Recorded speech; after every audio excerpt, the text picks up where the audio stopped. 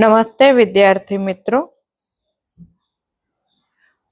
ધોરણ 10 વિજ્ઞાન પાઠ 5 જૈવિક ક્રિયાઓ. આજે આપણે જૈવિક ક્રિયાઓમાં ઉત્સર્જન સમજીશું. સૌથી પહેલા એની વ્યાખ્યા,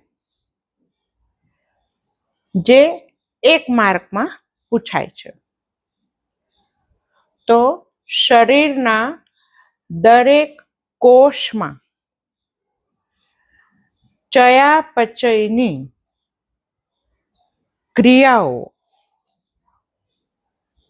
નાઇટ્રોજન યુક્ત નકામા પદાર્થો સતત બનાવે છે. આવા પદાર્થોને પ્રવાહી સ્વરૂપે બહાર કાઢવાની ક્રિયાને ઉત્સર્જન કહે છે. આ વ્યાખ્યામાં ઘણા શબ્દો એવા હશે જેની આપણે સમજૂતી લેવી પડશે. તો હવે છે શબ્દોની સમજ. પહેલું છે ચયાપચયની ક્રિયાઓ. તો જીવન ટકાવી રાખવા માટે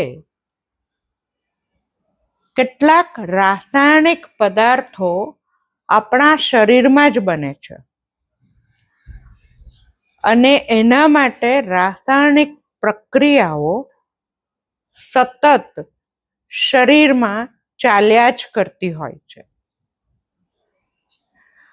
આવી પ્રક્રિયાઓથી જ્યારે રાસાયણિક પદાર્થો બને છે, એવી પ્રક્રિયાઓને સર્જનાત્મક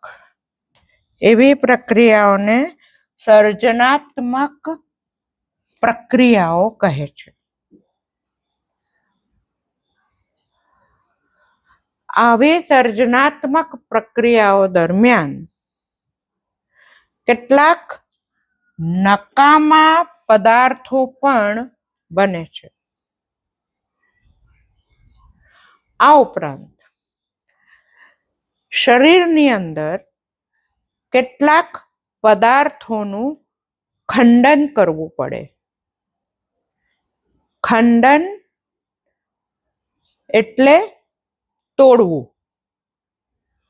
તો એ જે તોડવાની પ્રક્રિયાઓ છે એને ખંડનાત્મક પ્રક્રિયાઓ કહે છે.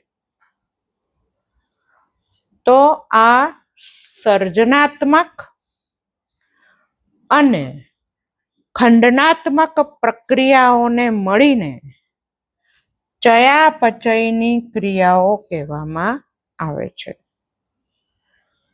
અને એમાં નકામા પદાર્થો સતત બને છે.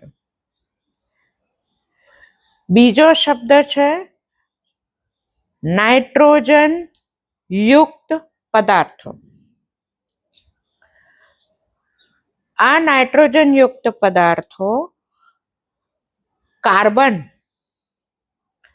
હાઇડ્રોજન, ઓક્સિજન અને નાઇટ્રોજનથી બનેલા છે. ઉદાહરણ જોઈએ તો એમિનો એસિડ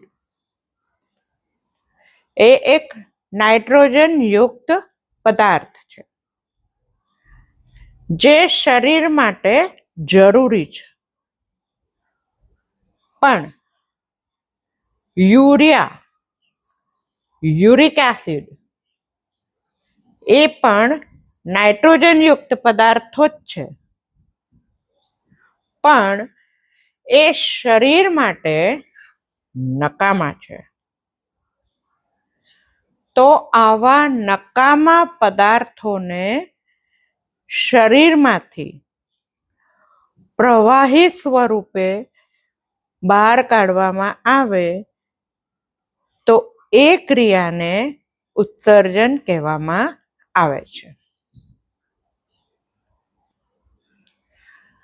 હવે આપણે જોઈશું માનવ ઉત્સર્જન તંત્ર. પરીક્ષામાં માનવ ઉત્સર્જન તંત્ર સમજાવો અથવા માનવ ઉત્સર્જન તંત્રની રચના અને કાર્ય સમજાવો. એમ 4 માર્કની અંદર આ પ્રશ્ન પૂછાય છે. તો હવે આપણે જોઈએ ઉત્સર્જન તંત્રના અવયવો. મુખ્ય 3 અવયવ.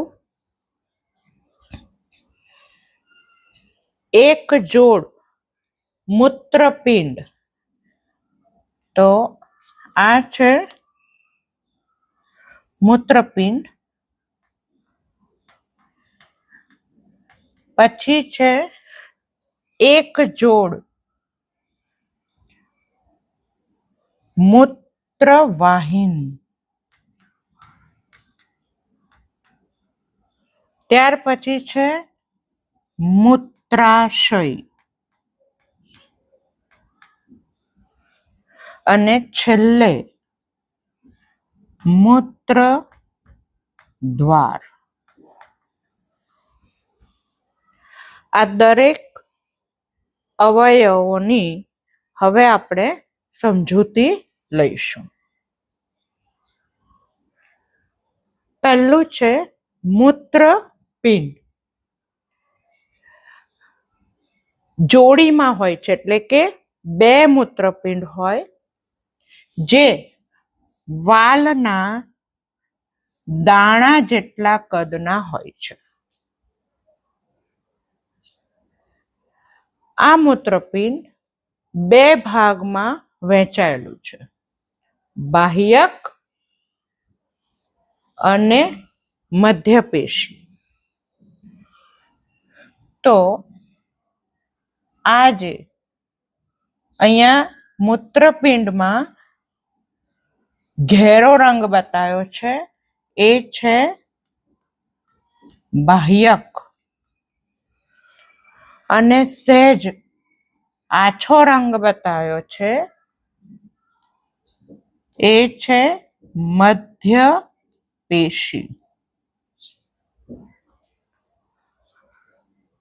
મૂત્રપિંડમાંથી યુરિયા અને યુરિક એસિડ વાળું રુધિર પસાર થાય છે. આગળ આપણે જોયું કે યુરિયા અને યુરિક એસિડ નાઇટ્રોજન યુક્ત પદાર્થો છે જે શરીર માટે નકામા છે.